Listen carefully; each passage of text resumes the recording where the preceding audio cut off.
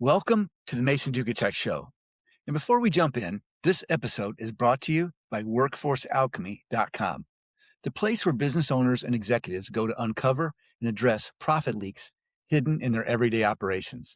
Today's guest is Art Serna Jr., author of The Unknowns Rising and a systems change strategist whose work sits at the intersection of faith, leadership, economic mobility, and enterprise growth. Art brings a bicultural perspective, more than 2 decades of executive experience, and a deep conviction that overlooked leaders can build organizations with both measurable impact and lasting purpose. Welcome to the show, Art. Glad to have you today. Mason, it's a pleasure. And then to be with somebody who's done multiple triathlons of Ironman, you encourage me to get out and do something with my life.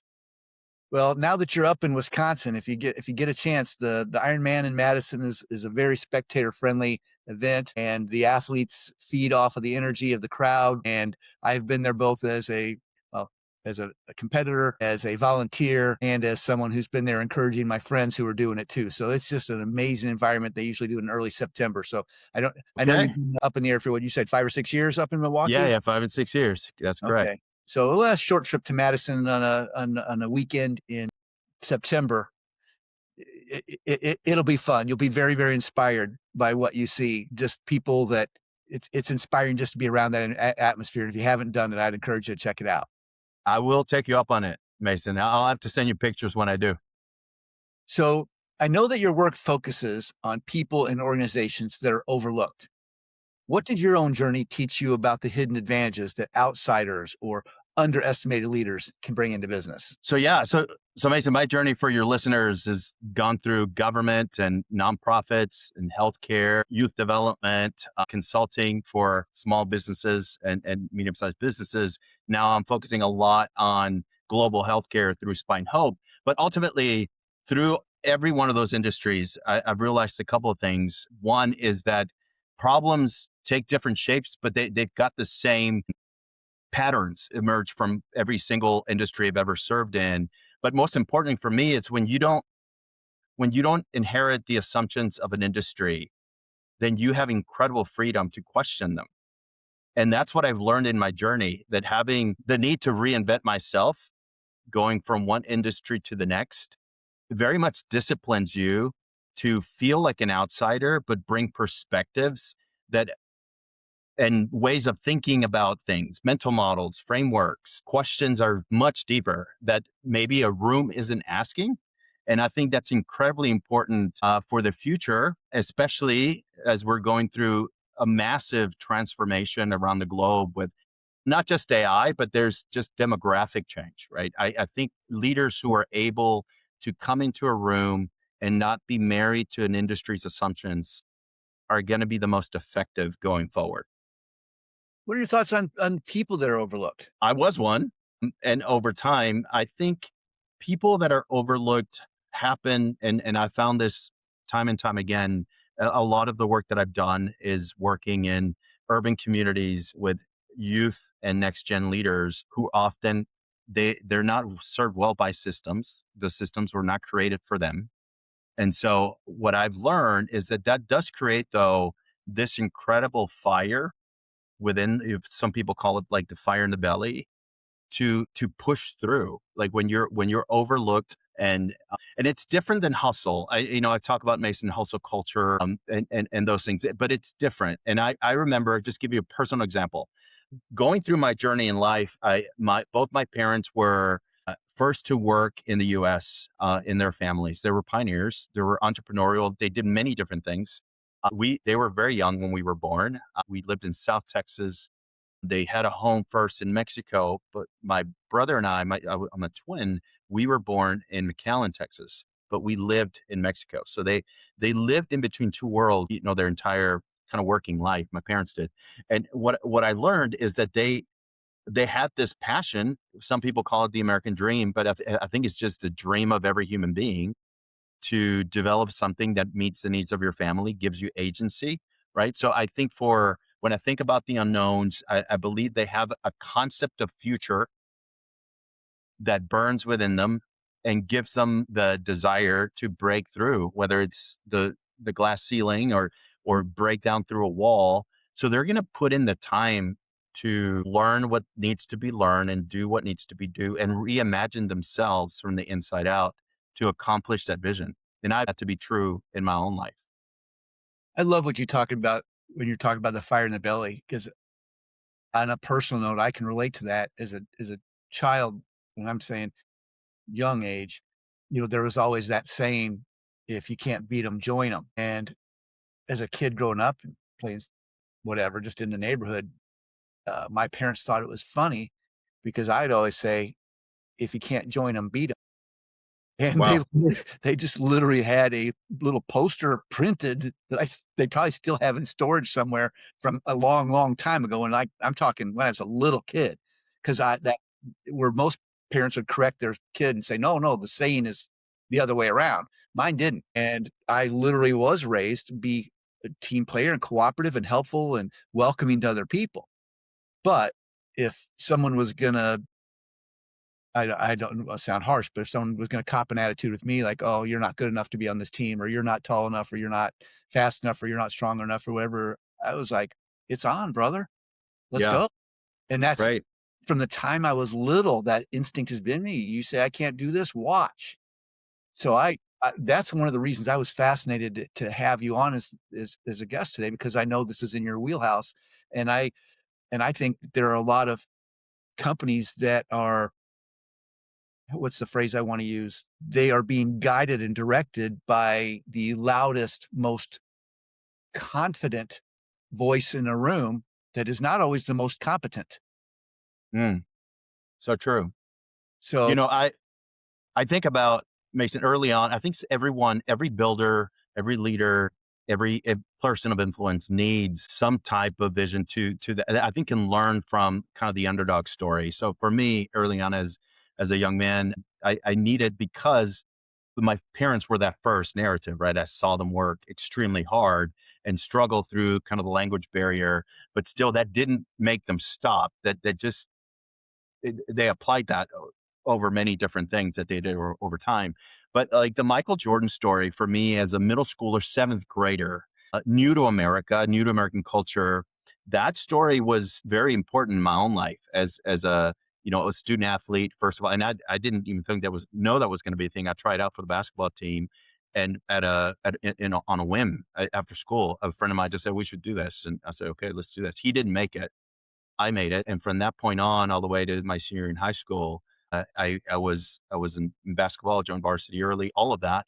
But that story of the underdog, that Michael Jordan story, it anchored me, and it developed my own journey. And over time, I as a first to go to school in the U.S. for my family, became the valedictorian. That was incredible. I mean, it's a small school, but it was a lot of grit, a lot of desire to see something, see a family that had agency to accomplish dreams. But I think I'll come back to this story. I think when you come from the outside, you're able to ask questions somebody in the room may not be asking. And that's incredibly important if you're going to form something that's innovative or disruptive. And I think about back growing up, there was Blockbuster, right? And then when Netflix came on the scene, Blockbuster had you just assumed you required stores. And Netflix just had a different set of questions. What if you didn't need stores? Right. So I think about stories like that. And I believe next generation, my cultural underdog, those type of leaders are so needed right now in this environment of disruption when economies are changing and nobody fully knows like the future of education, the future of economies.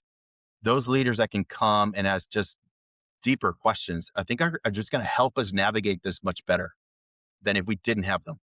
I love that they have the confidence to ask the questions because, as you and I both know, sometimes the same answer can be right or wrong at a different point in time.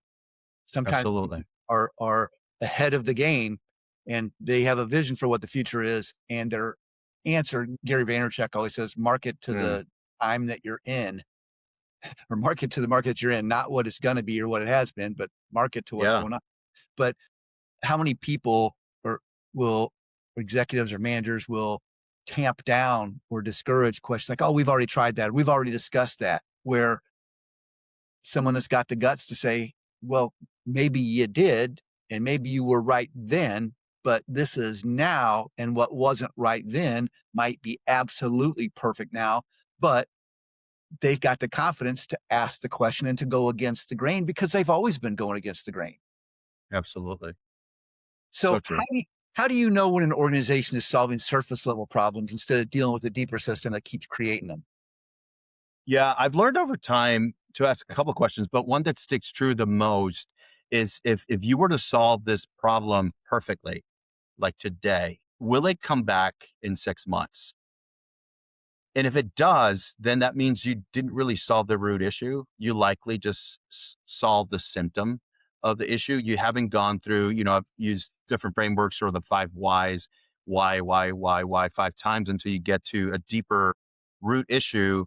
And so that's one. If you think about that scenario that you have the magic wand, name the problem, if you could fix it perfectly, will it go away or come back? And oftentimes these problems come back.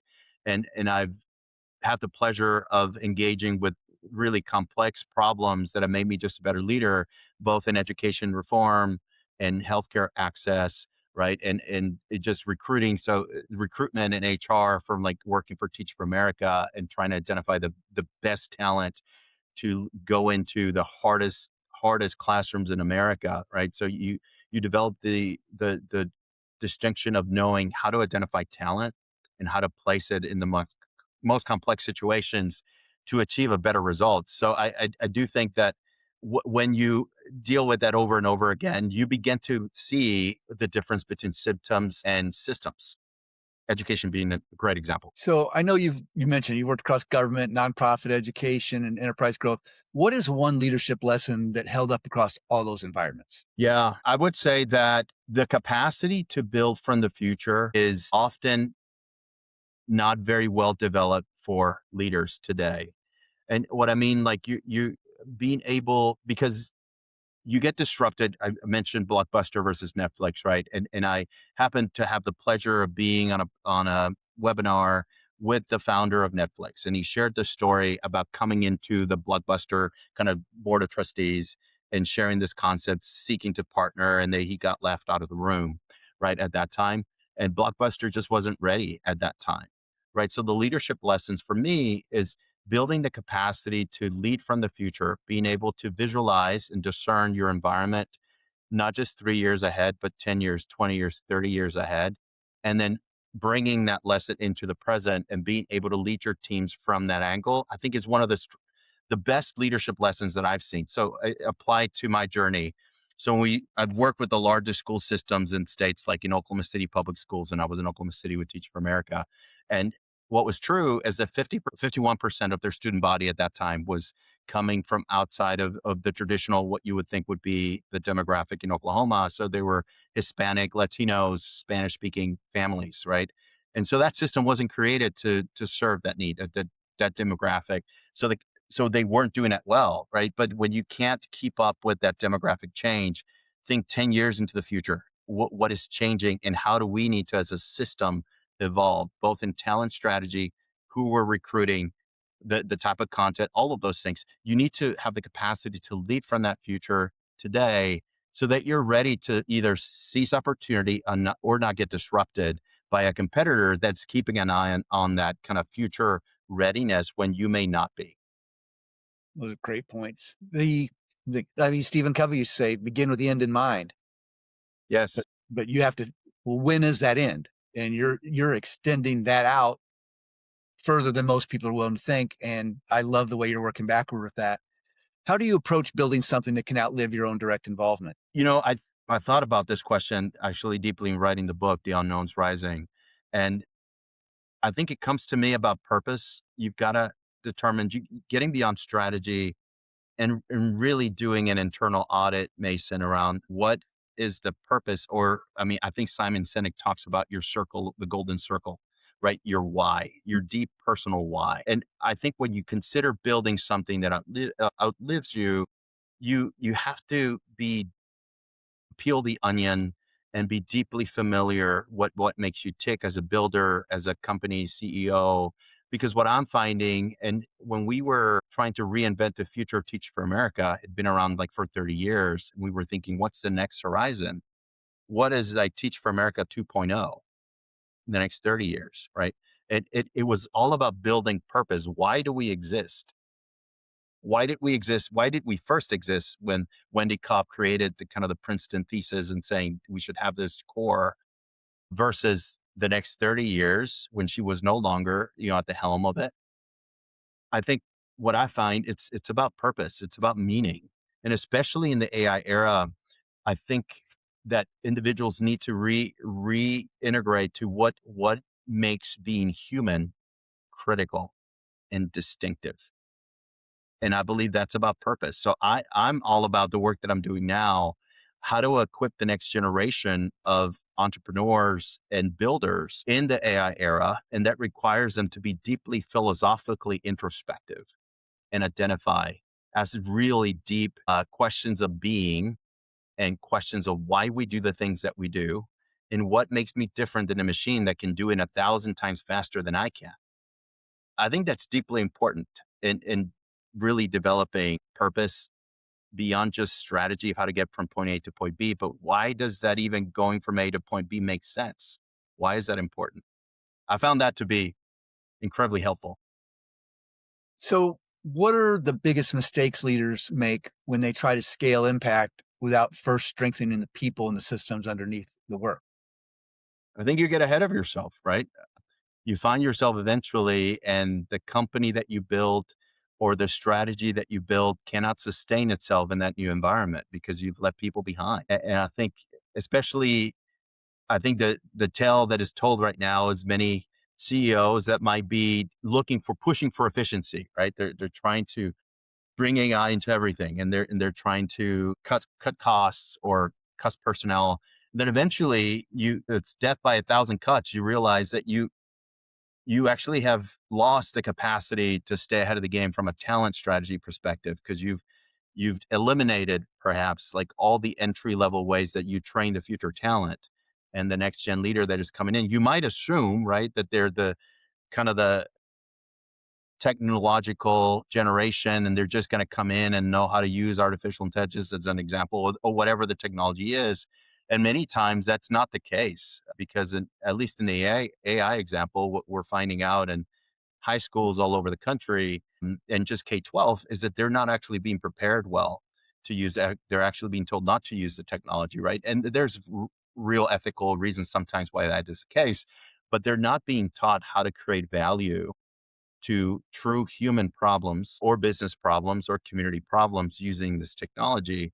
And I think if we don't do that, we're not going to be set up to create value 5 years from now. So those CEOs, to your question, that are leaning into scaling too fast without preparing their people to succeed, they're not going to be able to compete. Like you come from kind of the personal development and just in your journey of triathlons, right? I mean, I could not run a marathon like you, right? You've run, I can't remember how many miles it was that you said, one of your longest ones miles, but you, I imagine that took you developing the stamina, the muscle memory to be able to sustain yourself in a marathon that long.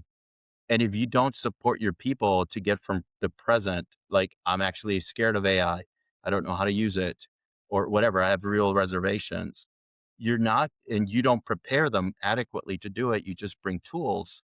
They're not going to be able to create value with those tools. And ultimately, you're not going to be able to compete. That's a very good analogy because it's true. I mean, what if like I did do a 100-mile ultra marathon back in the day, and I knew all the tools I needed. I needed Body Glide to keep from getting blisters. I needed moleskin in case that didn't work. I had to plan A, B, and C. Same with nutrition. I knew how many calories per hour I could take in, what percentage of those calories were protein, what percentage were carbs. I knew how many Mm, food ounces I could take in. I knew what kind of electrolytes I needed to have and how much and what time. And but it's not enough to have those tools if I didn't know how to use them. And yeah. it's like if you don't eat, your stomach's upset. You don't eat. It's like trying to drive a car with no gas. It's not going anywhere. Like you have to. So yes. So I agree and understand your analogy. So You've described the importance of bringing people together who would not normally sit at the same table. Can you perhaps share a time when that kind of unlikely collaboration changed the outcome? So Mason, I'll start this way. Like in global healthcare, for example, we're working at Spine Hope, we're working with nations that are underdeveloped.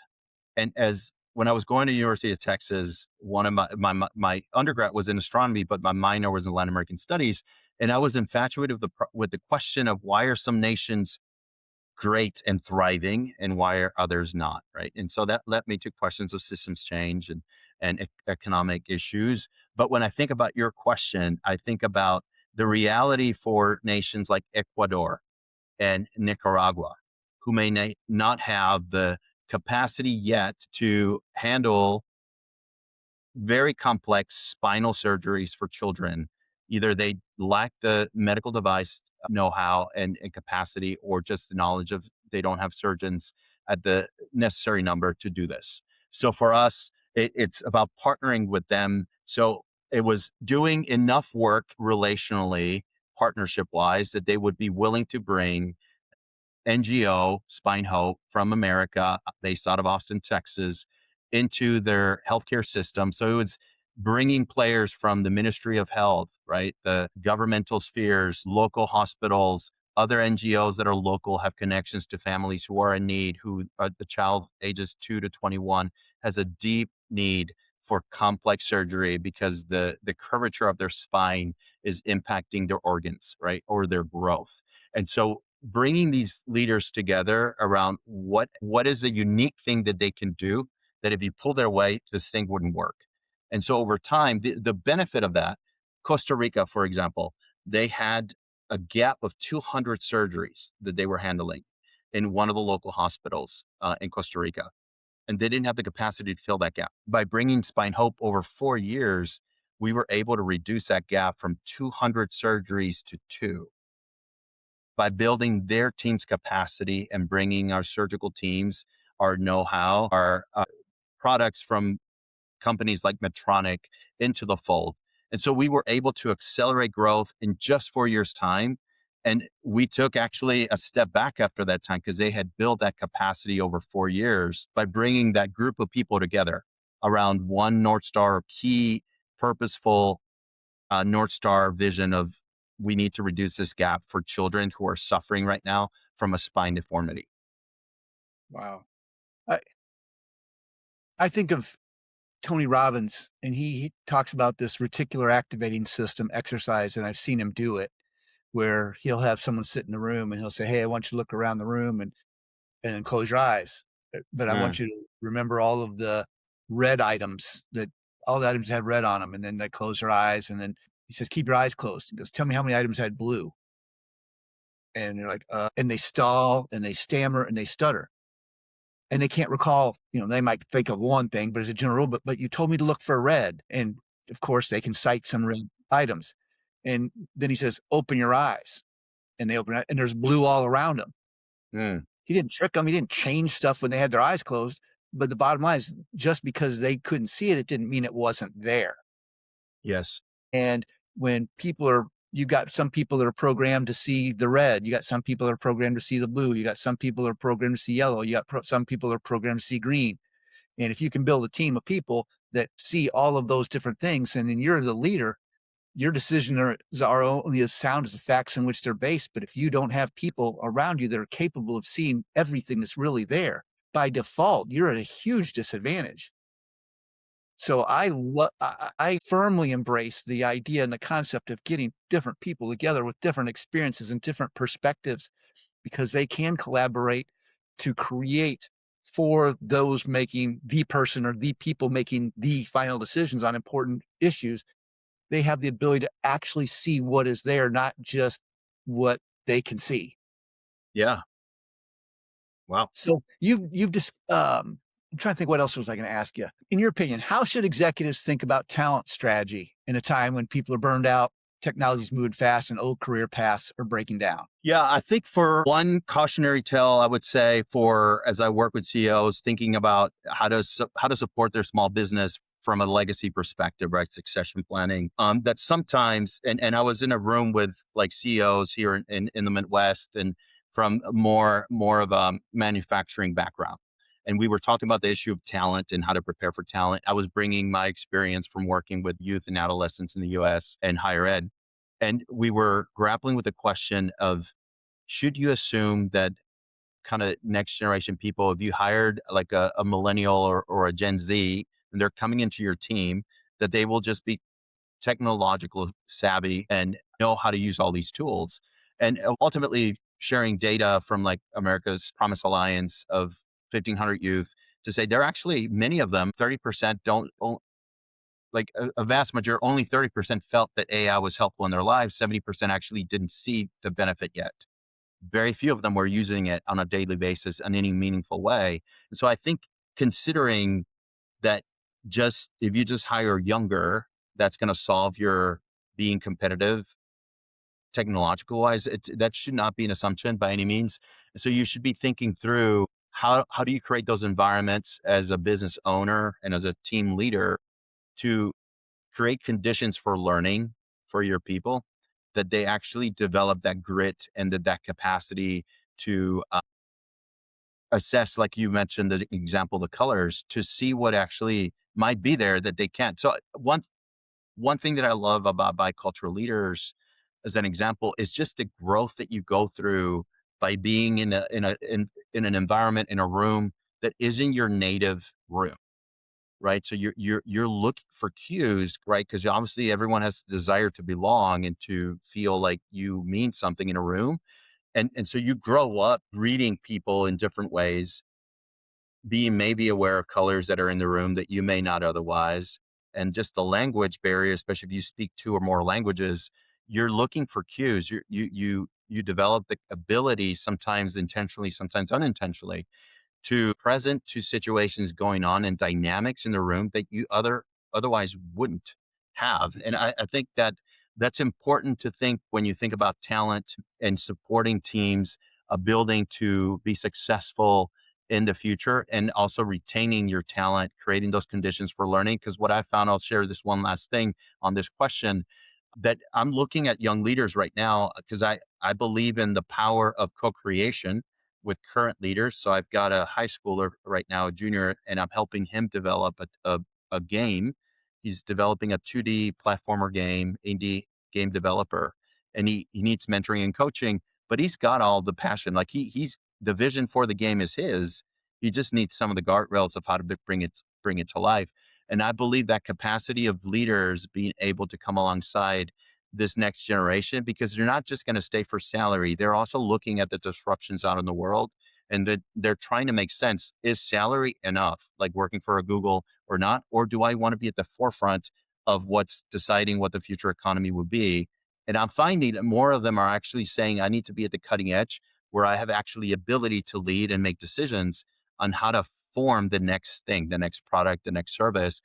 And salary isn't the best thing right now. I think leaders who can understand that will be more effective at building teams. Along your our discussion about underdogs and people that are overlooked, Yeah.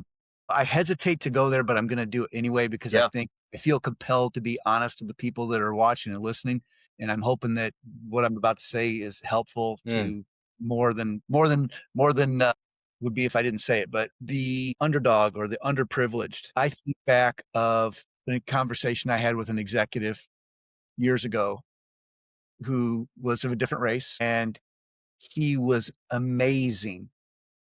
He was a generation older than me, and we became very, very close. And we talked about not an opinion of dealing with racism, but it's very specific, observable, matter of fact things that took place and were said. And by anyone's definition, what he went through was wrong. And he felt comfortable enough with me to share it because we became close friends. And when people talk about things like privilege, I understand it, but my response to him was not what he was expecting. I said, if I lift weights, what makes me get strong? Do I get strong lifting easy weights? Absolutely not. Do I get the ability to run further if I don't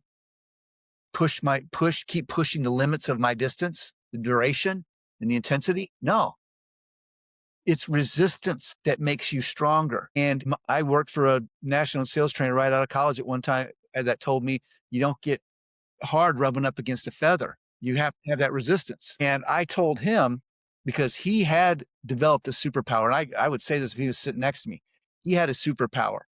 He could go into a room and he knew what people meant, regardless of what they said. He had spidey sense and intuition, and Yes. he could pick up on nonverbal cues in addition to what was actually being said and how it was being said, the body language, the positioning, how the room worked. He had superpowers when it came to communication and understanding what was really going on. And I told him, I said, I haven't been through what you've been through. Again, I'm a generation younger.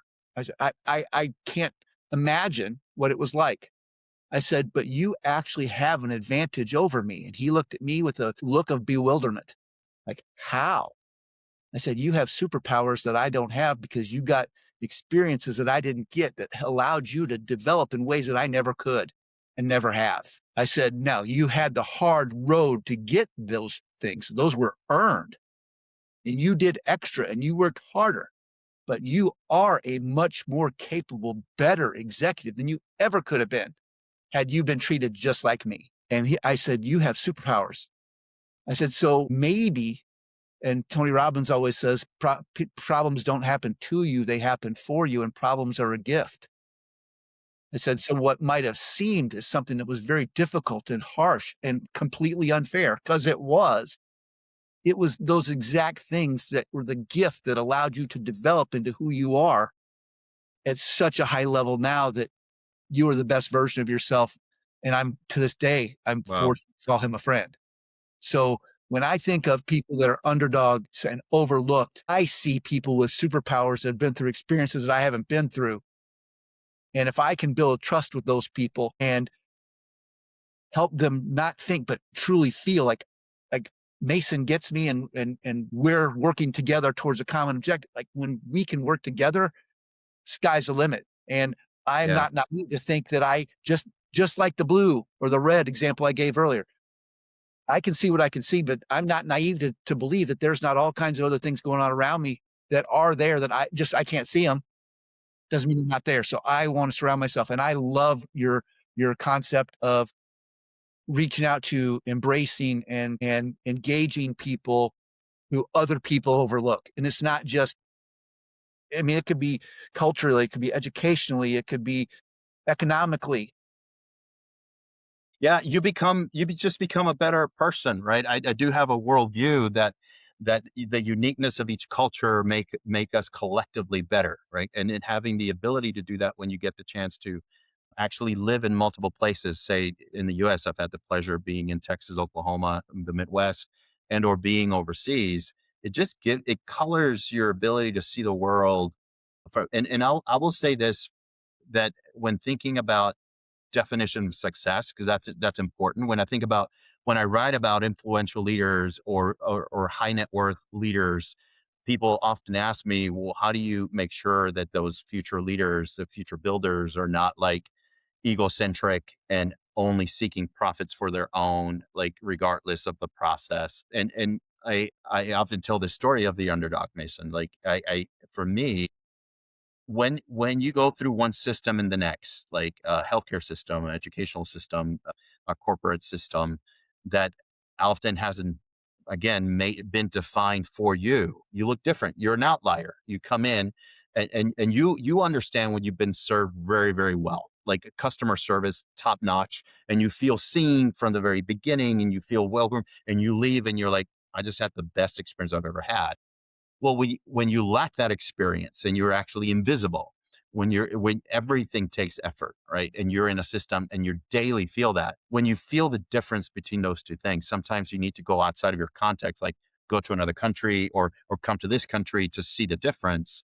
But when you do that, I often see that systems are made to maintain the status quo, whatever that is, right? And oftentimes, especially like in social impact initiatives, many times we can make ourselves feel okay with the status quo. And we only do enough good or allow enough change to make ourselves sleep better, but not enough change to fundamentally disrupt the assumptions underneath the current system.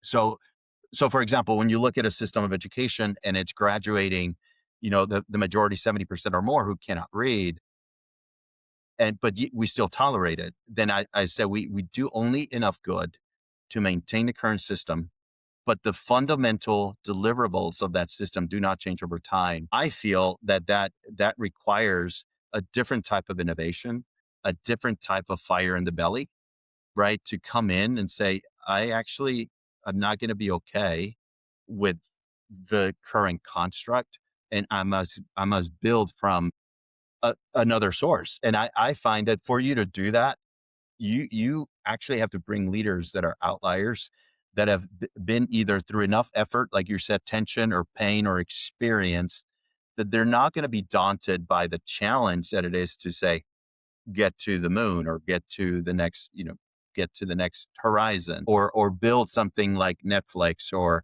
a Blue Origin, or something that's completely calci. I like the story of Luana Lopez Lara, from ballerina, a Brazilian young lady, to becoming kind of the youngest female billionaire. And she, went to MIT, had this concept idea, and with her co-founder built this incredible, I think, company of predictive markets, a market that didn't actually exist in that sense.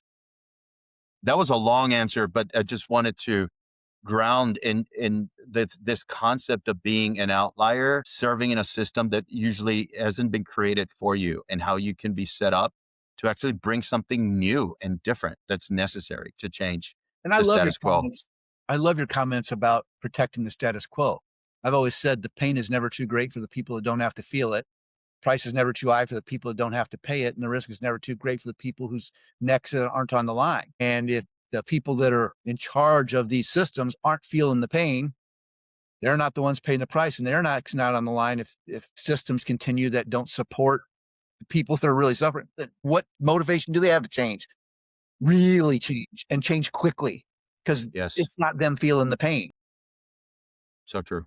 So what's your practical process for taking a big vision and turning it into an executable plan you connect Yeah, people, like that people yeah. can follow? That's what I meant to say. Yeah, I've learned over time. You learn from others. Two key things. So I think about something called the three horizons, and then the core prime. There's a book by Chris McGough, the primes, and there's one specific prime that he goes through, 5 agreements that every leader in a room trying to do something transformative needs to come to agreement on, and those are exploring your as is current, what's the status of the current, right? Defining what is the environment around you that you need to have contextual awareness about.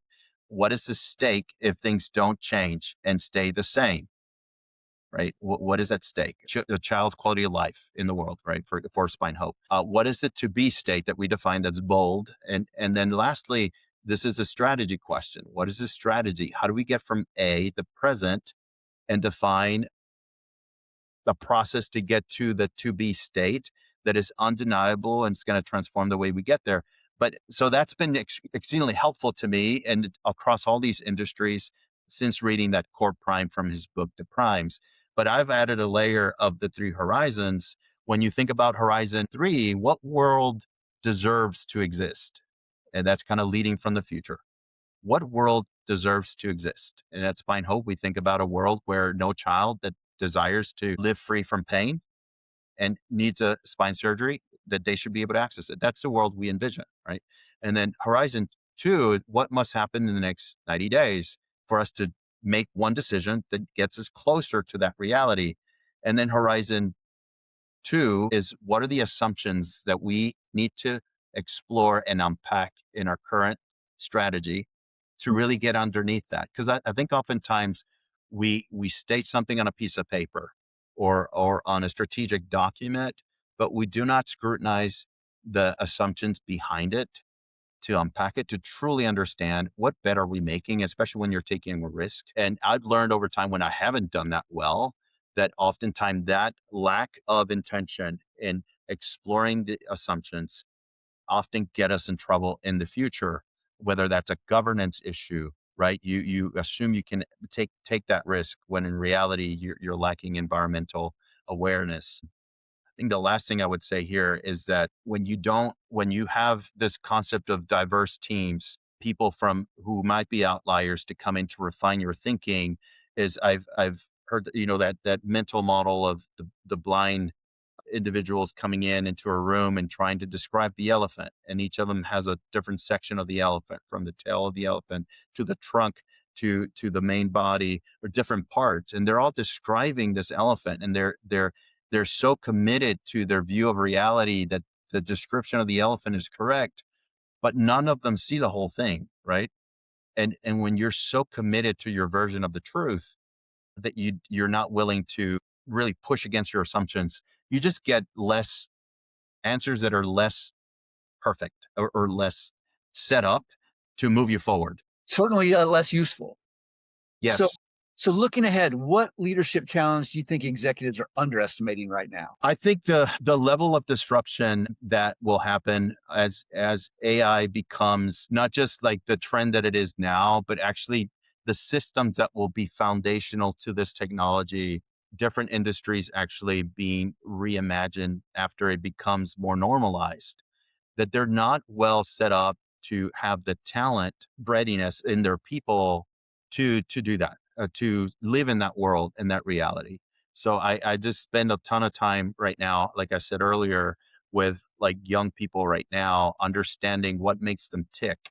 Like the type of change that they want to see in the world is fundamentally different. So like in Teach for America, the first 30 years, what got young people in America at least to say, hey, I'm willing to take 2 years of my life, and I know I'm going to become a business owner or an entrepreneur or a attorney or a doctor, but I'm going to give 2 years of my life to education. The understanding of why they chose to do that 30 years ago is why very different than this next generation in this next 30 years.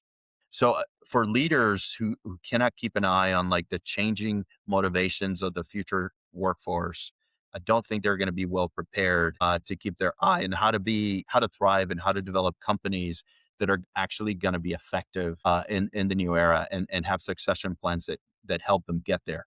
So I was in a room with those leaders in the manufacturing age, and many of them actually don't use AI at all in their day to day, and they're near retirement. They're thinking about what's the next succession, the legacy of our company, and those that cannot actually plan. And not that they need to be the experts of AI right now, although I believe those who in the next 5 to 10 years are still going to be in business and making decisions.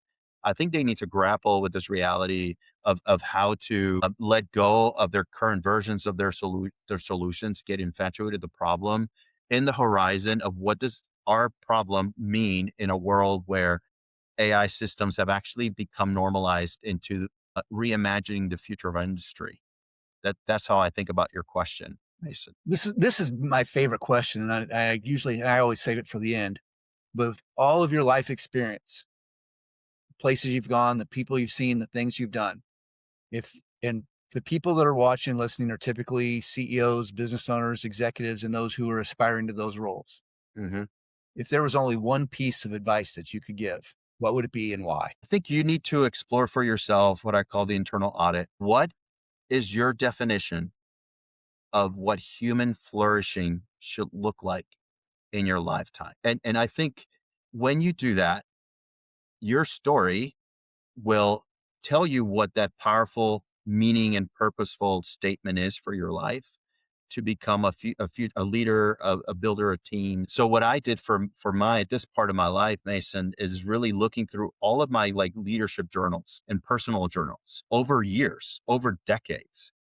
And I was looking what are the patterns of to that answer.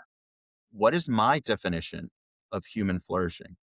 And I applied it to my industry, right? And so now what I do now with Spine Hope and with Cosmos Renewed and supporting new leaders is heavily focused on there's a layer of family, the strength of family. Part of that for me was cultural, right? There's a deep value around family cohesion, family like support, family definition and culture values, and work, hard work, right? Entrepreneurial mindset, and trying different things. And then an eternal, like a perpetual, consistent commitment to learning. So my statement of what does human flourishing look like is embodied in all of those things.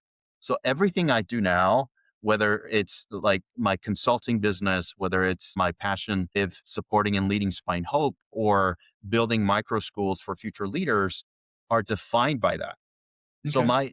my recommendation for leaders in your audience would be to do that, take that time to explore and unpack that onion for themselves. So you talked about your business and your consulting. If people want to know more about your book, your consulting, your projects that you're passionate about, what are the best ways for them to learn more and engage? Yeah, I'll say two. So one is unknownsrising.com. That's where they can find kind of my personal journey, my book, just where I'm speaking and or hire me to speak, unknownsrising.com. And then two, if they're very philanthropic or want to support human flourishing, spinehope.org. They can find information about our events and what we're doing across the globe. Art, it has been an absolute pleasure and I appreciate your time. Thanks for joining us today. Thank you, Mason. Pleasure.